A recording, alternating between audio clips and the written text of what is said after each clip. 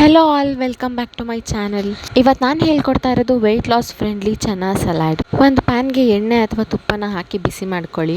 8 hour ನೆನೆಸಿ ಮತ್ತು ಕೂಗ್ಸಿರೋ ಅಂತಹ ಕಡಲೆನ ಹಾಕ್ಕೊಳ್ಳಿ. ನಾನಿಲ್ಲಿ ಕಾಬೂಲ್ ಕಡಲೆ ಮತ್ತು ಹಸಿ ಕಡಲೆ ಎರಡನ್ನೂ ತೊಗೊಂಡಿದ್ದೀನಿ. ನೀವು ಯಾವುದಾದ್ರೂ ಒಂದು ತೊಗೋಬೋದು. ಅದಕ್ಕೆ ಸ್ವಲ್ಪ ಉಪ್ಪು, ಅಚ್ಕಾರದ ಪುಡಿ, ಜೀರಿಗೆ ಪುಡಿ, ಧನಿಯಾ ಪುಡಿ ಹಾಗೆ ಸ್ವಲ್ಪ ಗರಂ ಮಸಾಲಾನ ಹಾಕ್ಕೊಳ್ಳಿ. ಹಾಕ್ಬಿಟ್ಟು ಒಂದು 2 to 3 ಮಿನಿಟ್ಸ್ ಹಾಗೆ ಫ್ರೈ ಮಾಡಿ. ಕಾಳುಗಳು ಮತ್ತು ಮಸಾಲೆ ಎಲ್ಲ ಸ್ವಲ್ಪ ಚೆನ್ನಾಗಿ ಮಿಕ್ಸ್ ಆದಮೇಲೆ ಸ್ಟವ್ ಆಫ್ ಮಾಡಿ ಇದನ್ನು ಪಕ್ಕಕ್ಕೆ ಎತ್ತಿಡಿ. ನಾನಿಲ್ಲಿ ಇದನ್ನು ಬೇರೆ ಪ್ಲೇಟ್ಗೆ ಟ್ರಾನ್ಸ್ಫರ್ ಮಾಡ್ಕೊಂಡಿದ್ದೀನಿ. ಈಗ ಪ್ಯಾನ್ಗೆ ಸ್ವಲ್ಪ ಎಣ್ಣೆ ಹಾಕ್ಕೊಳ್ಳಿ. ಎಣ್ಣೆ ಕಾದಾದಮೇಲೆ ಜೀರಿಗೆ ಮತ್ತು ಬೆಳ್ಳುಳ್ಳಿನ ಹಾಕ್ಕೊಳ್ಳಿ. ಅದಾದಮೇಲೆ ಒಂದು ಹಸಿಮೆಣಸಿನ್ಕಾಯಿ ಹಾಕ್ಕೊಂಡು ಫ್ರೈ ಮಾಡ್ಕೊಳ್ಳಿ. ಹಸಿಮೆಣಸಿನ್ಕಾಯಿ ಆಪ್ಷನಲ್ಲು, ನಿಮಗೆ ಬೇಕು ಅಂತ ಹೇಳಿದ್ರೆ ಹಾಕ್ಕೊಳ್ಳಿ. ನನಗೆ ಖಾರ ಜಾಸ್ತಿ ಇಷ್ಟ ಆಗುತ್ತೆ ಅಂತ ಹಾಕ್ಕೊಂಡಿದ್ದೀನಿ. ಗ್ರೀನ್ ಚಿಲ್ಲೀಸ್ ಬದಲು ನೀವು ಅಚ್ಕಾರದ ಪುಡಿನೂ ಹಾಕ್ಕೊಬೋದು. ಹಸಿಮೆಣಸಿನ್ಕಾಯಿ ಆದಮೇಲೆ ನಾನು ಒಂದು ಸಣ್ಣ ಈರುಳ್ಳಿನ ಕಟ್ ಮಾಡಿ ಹಾಕ್ಕೊಂಡಿದ್ದೀನಿ. ನೀವು ಅದಕ್ಕಿಂತನೂ ಕಡಿಮೆ ಹಾಕ್ಕೊಬೋದು ಈರುಳ್ಳಿನ.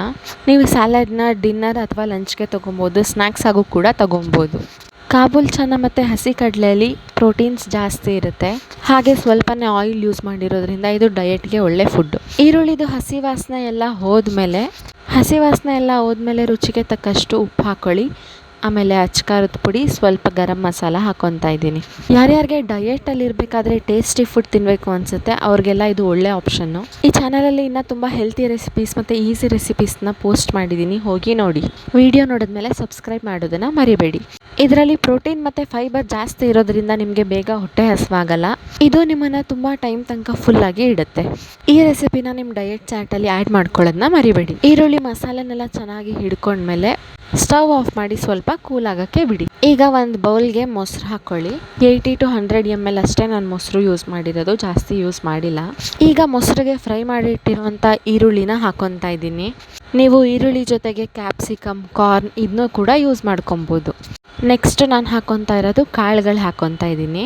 ಇದನ್ನೆಲ್ಲ ಮಿಕ್ಸ್ ಮಾಡಿಕೊಂಡ್ರೆ ಚನಾ ಸಲಾಡ್ ರೆಡಿ ಆಗುತ್ತೆ. ಸಖತ್ ಸ್ಪೈಸಿ ಆಗೋಯಿತು, ಫ್ಲೇವರ್ಫುಲ್ ಆಗೋಯಿತು, ತುಂಬಾ ಚೆನ್ನಾಗಿತ್ತು.